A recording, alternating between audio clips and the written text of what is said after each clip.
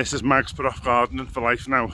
She just went over to get a brick to put on the bottom of the greenhouse and come back screaming, "Look what's over here, look what's over here, look what's over here." We're Stephen and Mags, and together with our 3 kids, Louis, Neve and Oliver, we're starting out on the biggest adventure of our lives, swapping city life for an off-grid homestead. After years of dreaming about making a change, we sold our house in the UK, packed up all our belongings and made the 1,500-mile trip to southern Spain with the hopes of creating the dream family home and a new life in the sun. Follow our story from the very beginning as we begin the journey of creating our off-grid home.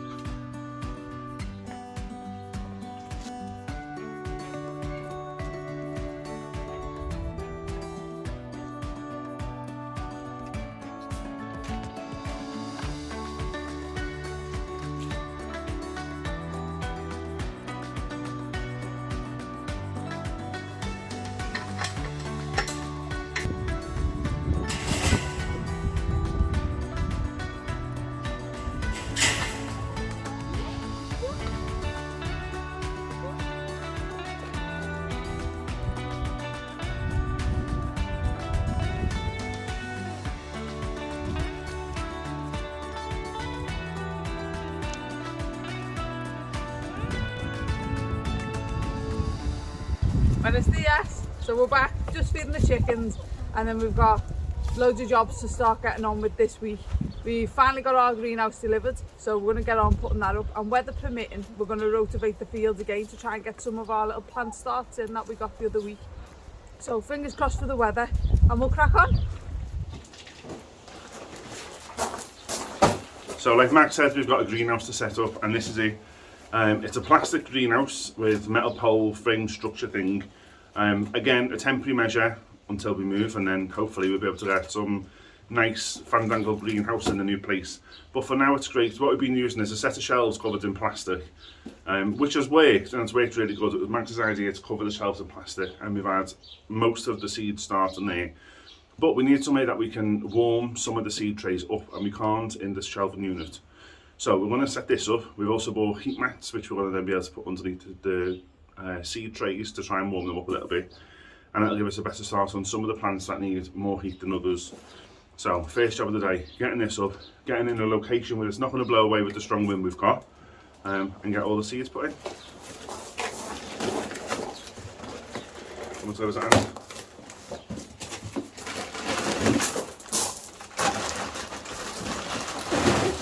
You look down. Oh, yeah, puzzles. I thought it'd be thicker, didn't I?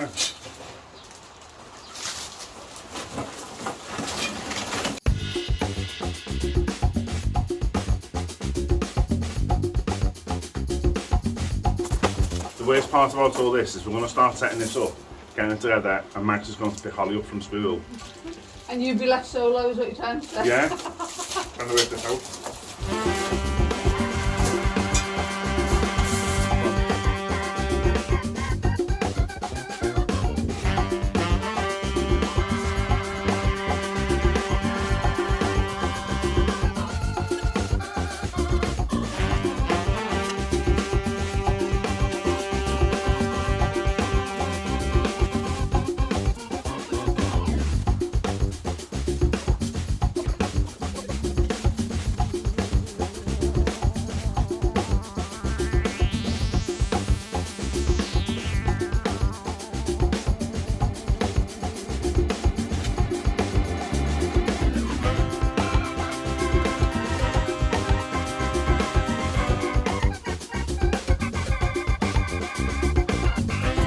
Well, the frame's up without breaking it anyway.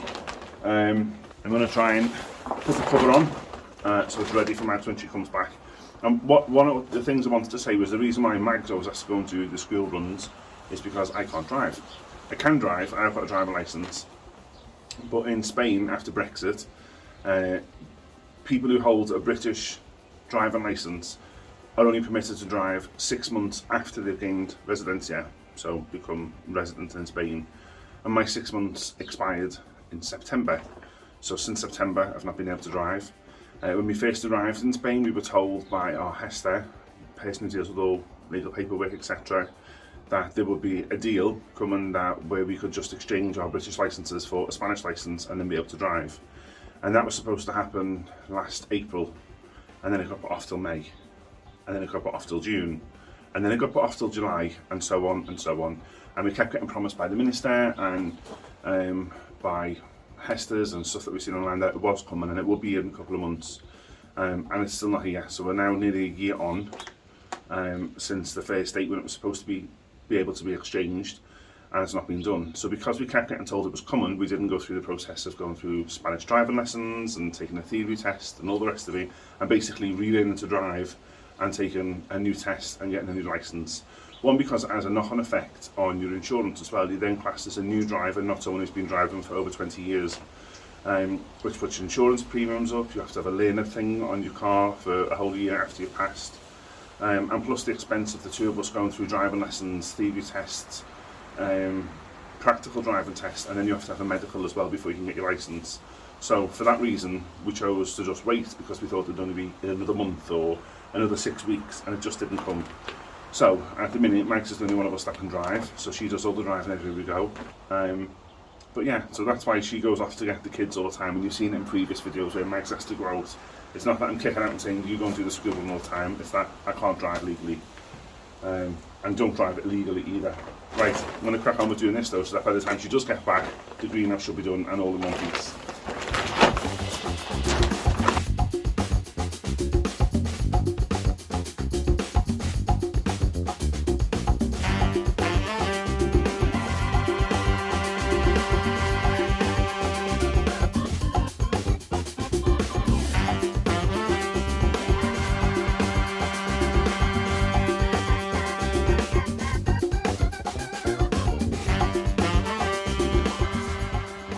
It's done.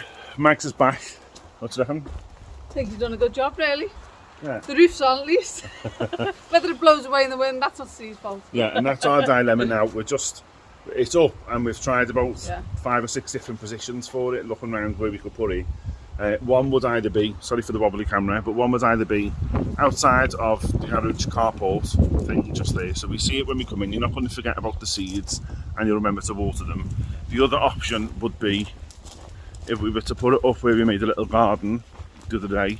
There's a couple of issues really. So the other option would be, let me turn it around, over there at the end of the garden. You can probably hear the wind against, is that this is a really windy property. Yeah. That end bit especially that you've just shown, that really is. Yeah, the wind sort of pushes right through that little garden space because it's trapped between the garage and the barn. So it creates that little wind tunnel. Yeah. If you put it there, the issue is 1, the wind, and 2, the power supply that we need for the heat mats. If we were to put it back by the garage where we said before, over there, let me show you. If you put it there by the garage, yeah, it sticks out a little bit more, but we could then run a power cord into the garage where there is power, and it's not too far to run. Now looking at it, it's not secured down anyway, it's not blowing that much either because it gets protected by a tree, you can see. Yeah, so the tree blocks the wind coming this way, the garage blocks it the other way. This is south facing, so the sun comes up and follows around like this all day, so it should get plenty of sun, and then when it is too sunny we can always cover it with a shade cloth. Yeah. So I think we're sort of settled on there for now. Yeah? Yeah, I think it's at least, aren't we, and put it there, because everywhere else is, as you say, far too windy. Now in the summer that won't be a problem, but in the summer we won't need it either. But so. Yeah, we still need to put the shelves inside, put the little straps on around the outside, and then put some bricks or some blocks around the bottom. Yeah, I think we'll do blocks, won't we? And I really want to wait it down. I don't want to turn up in the morning and we see it to be over by the washing, so... like Dorothy off the Wizard of Oz. Yeah. So yeah, we need to wait it down. Anyway, let's crack on because we've got loads of seeds we need to sort out as well. I'm going to show you how our little seedlings are getting on. More have sprouted, which is really good. Yeah. Right. In our makeshift shelf greenhouse. Yeah.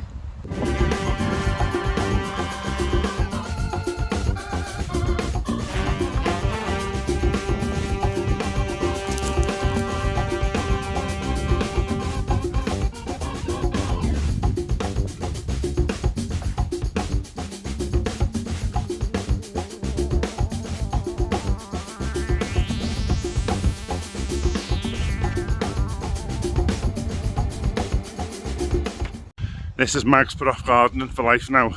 She just went over to get a brick to put on the bottom of the greenhouse and come back screaming, look what's over here, look what's over here. Look what's over here. Big green toad. And she's terrified of frogs and toads. Yeah, she's brought Holly out to look. Look. Where? It's down here, look. Oh. Oh my god, that's so cool. Don't touch it. Look at him. It's amazing. Don't touch it. I'm not touching it. You're not even by it. Oh, it's that big. You have to move him. At all? You ready? No, I'm not ready at all. I'm traumatised the rest of my life.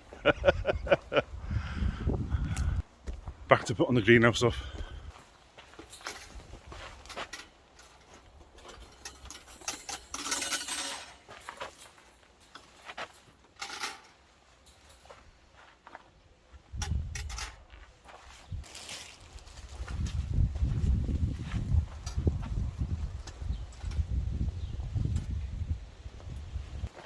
You can need some cable ties for that.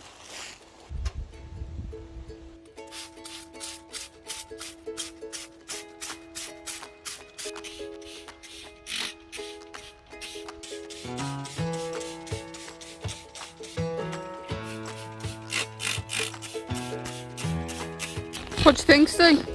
What? What do you think? I like it. I fit well. So I cut them down, they were big trays. And I cut them in half so that they'd fit in the shelves, that was the only issue. And then put the cable ties on all the little shelves, and actually it's quite sturdy. It hasn't blown since the wind started. But it's doing really well. Do you want to have a look at the plants? So these two trays are the same, obviously, because they were halved. But we've got all the peas coming up and peas over there. The peas are doing really well, actually, aren't they? They are, yeah. Broccoli just coming up. Purple broccoli in this one, and again on the two rows over here, they're coming up. Tomatoes, we've got, I'm sure we see one. There's tomatoes just coming up now. Let's see. Just starting. There's not many, but they've had no heat mat either, which is one of the reasons why we wanted this. Peppers are really struggling because it's been so cold. But hopefully with the heat mat now, they will come up and do better. And then, it's really not, but I don't know if you can see that. It says lizard egg. So we found this really weird looking seed, didn't know what it was. And Max says, oh, it looks like a lizard egg, we'll have to plant that and see if it hatches. I don't know, you're going to hatch it in soil. Anyway, it has hatched. Look, so we're clear, I knew it wasn't a lizard egg. And I'm just saying. Don't lie. But actually it was some type of pea or a bean, and it was just random in the seed box. And then down here, we've got one radish come through. One lonely radish. Just come there, it's just starting. Hopefully now they'll get a bit more sun and a bit more warmth. And one digging hole for something that's been... Yeah, we've had something in it digging, and there's another hole that was there as well by that one. So hopefully we can look after them a bit better. On this side, wallflowers are doing really well. Some of them have got multiple seeds in there, which are doing good. Comfrey hasn't sprouted yet, and I really want that to sprout because I really want to make fertiliser out of that. Wallflowers are doing okay. There was nothing in these two. On the other side, you can see... I think they're spring onions, aren't they? Yeah, spring onions just coming through. So we've got these 4-5 rows of spring onions, and now you can see they're just starting to pop. So hopefully a bit more sun, a bit more warmth again. This one is celery, and we've had no luck with that as yet. And then over the back, we've got peas, which are doing really well. They just need to be planted out now, they're desperate. Lettuce starts, 2 different types of lettuce. We've got cauliflower and broccoli. The other way around, but yeah. Is it? Yeah, broccoli and cauliflower on there. Underneath, we've got beans, broad beans. They're doing really well, aren't they, the broad beans? Yeah, I've turned them around so they can start growing that way a little bit for the sun. Yeah. And then we did have 3 chilli plants, and the 3 chilli plants just got murdered by the cold. So I've trimmed them, and they're already starting to sprout new little leaves at the bottom, so I'm hopeful that they will grow back. This one's got a little leaf just starting there. I'm hopeful then that they might regrow, and then we'll still have chilies. So that's it for the greenhouse. We just need to make sure we give them a good water. We've got bottles of water that we're going to put in just for these so that we can fill this up with and then keep them watered. And that's it for this one. It's done. On to the next job. Well, it's the next day and we're off for a little walk. We're going down the Rambler, which is like a dry riverbed. Because we want to start planting the peas that we put into the greenhouse and start getting some of the stuff out and planted properly. But we need some sort of support structure to put them up against. We bought some little sticks, some little support sticks and some metal rods, but actually they can get quite expensive. It's about €1.50, €2 for one little bamboo cane. And what we've noticed other people do is collect the bamboo, which grows rampant here on the Ramblers, and use them to make a little structure. So that's what I'm planning on doing now. We're going to go down, we've got a tool, because it's really hard to cut through. And we've got Diego, he's coming with us on a lead. And then the Rambler is just at the bottom of our land. We can get straight onto it through that little gap just there.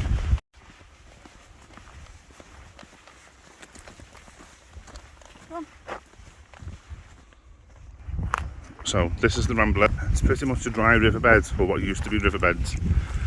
And there's some bamboo on that side. Any more? I'm going to try these ones first. I don't have to get through. Oh, hurry.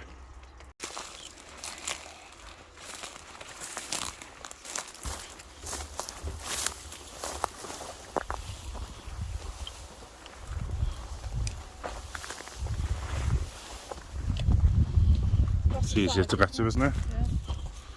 Okay.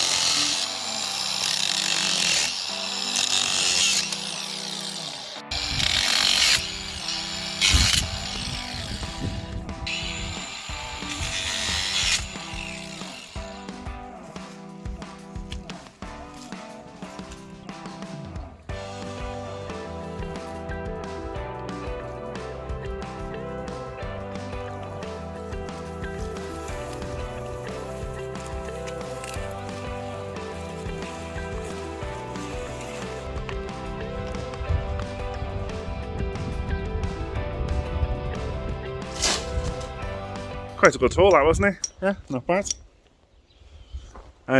It's that time of day again where Max is going to get Ollie from school, but before she does, the other day when we were on the Rambler, we found about 6 or 7 birdhouses, wasn't it? I think it was that, yeah. 6, I think we found. There were some not in a great state, others we've saved. And then on Sunday, when it was raining and too miserable to be outside, we sat and painted them. And we've decorated them. We're going to put them in the little garden area that we made. So we need to put a clear coat on them to protect them. They are painted in acrylic, but we need to protect them anyway. And Max is going to do that before she goes to get Ollie from school. Right, Max has brought them out. Show us what we've got. So this is our first one, this is our little blue one. And they're all odd, funny shapes, so we've just painted them. Yeah, and they weren't particularly bird houses. They were nesting boxes, I think someone's had from keeping birds. But we're turning them into a bit of decoration for the garden. This is another one. Made this one into a little stable. Not that bird's going to Lots of stabilos on the side, yeah. Look. Lots of stabilos on the side. That's that one. We've got another little colourful one. Just same all the way round. This is Ollie's little speciality. This is his little hobby house. Yeah, look at the show where the holes are underneath. So the holes underneath there, so it does that, and the little birds supposedly go in there and nest. Well, that's the way we're having it anyway, isn't it? There's that one. Then there's an actual birdhouse. A birdhouse. This is the only one that looks actually like a birdhouse, so it has to be made as a house, doesn't it? So that's that one. And then we've got a little jailbird, which we thought was really cute. Really. Not that they'll ever be able to use it, only probably the bugs will use it, but... No, it's just for decoration, but it says jail on top and then Guardia Civil on the bottom. On the bottom bit. So that's them. That's them. Just going to spray them.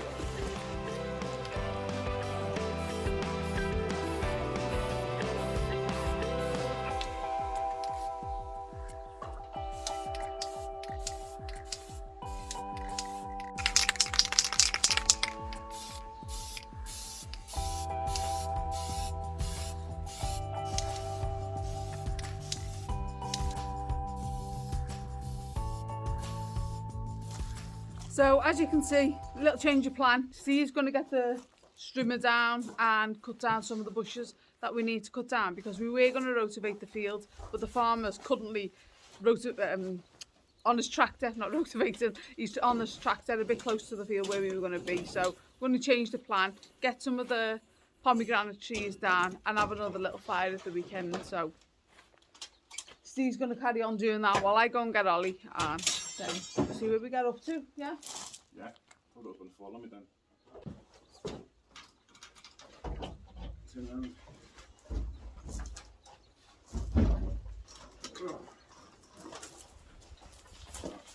That's Steve's good idea to put it up there because I couldn't reach.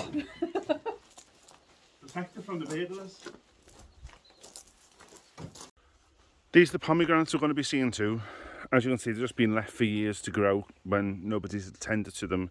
But what we want to do is try and take some of the height out of them, especially all these vertical ones going up, so that the fruit becomes low hanging.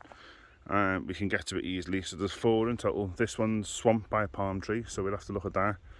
And then this one's got loads of suckers, all of them out around the bottom of them, and big long branches coming out the top. And what we found last year is you can still see some of the fruit on them now. It's too high for us to touch. They just become swamped by birds, and then we end up with lots and lots of wasted pomegranates on the floor that have all been attacked and got holes in them, and all the little pips have been eaten out from the inside. So I'm going to have to work chopping down as much as I can, try and thin them out as much as I can, and then we'll be able to start a new burn pile and start another fire.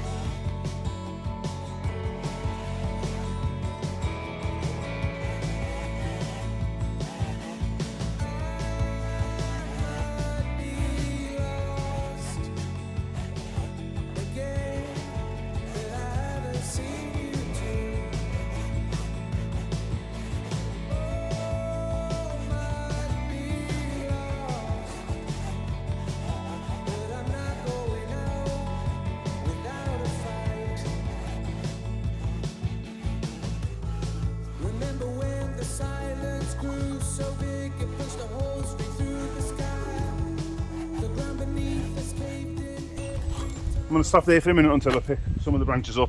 I'm getting stabbed by every single needle that's on them. They're like proper neat. Like, look at this. They're like proper needles, really sharp, and keep stabbing me. So I'm going to stop for a minute until I tidy it up. And now Max is back as well. Yeah. Cavalry to the rescue.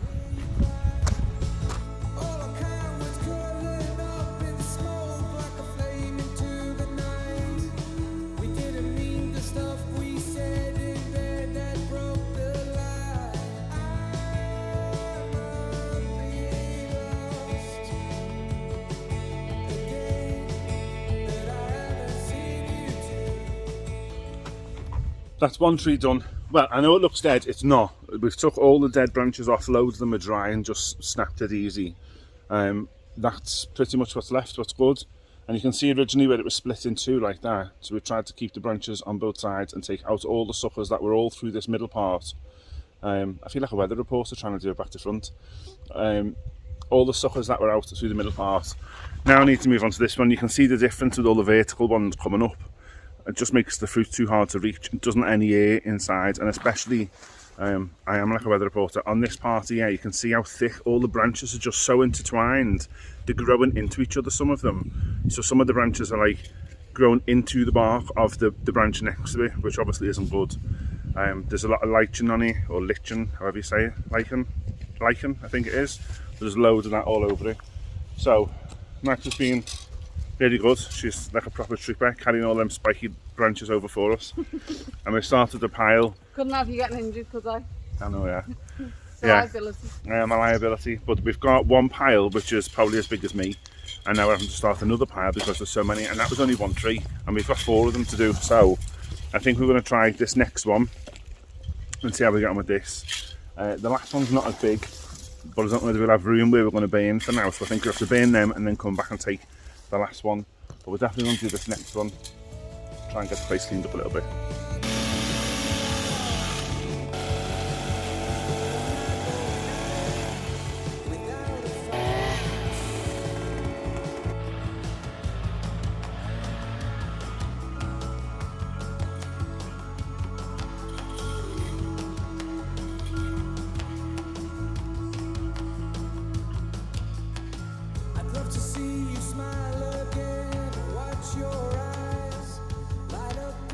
And so the last thing we're going to do before we finish is put our little bird houses, of course they should be dry by now after I've sprayed them before, and we've chosen that wall to put them on and try and make it a little bit brighter, and plus it doesn't get direct sun as much, so they shouldn't bleach as much in the sun if they're not in direct sun.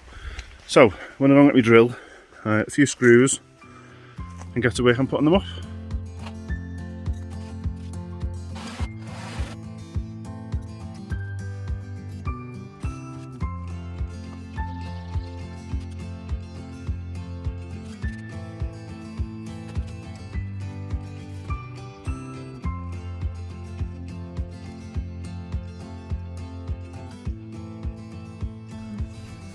Well, that's it, we're done for another week. What do you reckon of the bird houses? They're real good. They make a good feature of a board and wall, don't they, that we can't do nothing with, so... Yeah, so since we can't paint it, we can't do nothing else with it, we can at least brighten it up a little bit. And if we find any more, we can paint them as well, can't we? Yeah. Yeah, so one man's junk is another man's treasure. And on that, we want to leave you until next week.